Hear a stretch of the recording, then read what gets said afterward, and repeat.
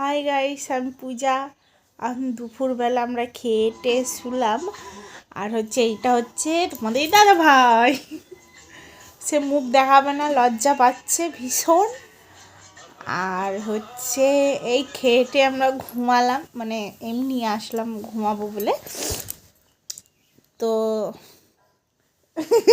লুকি লুকি দেখছে।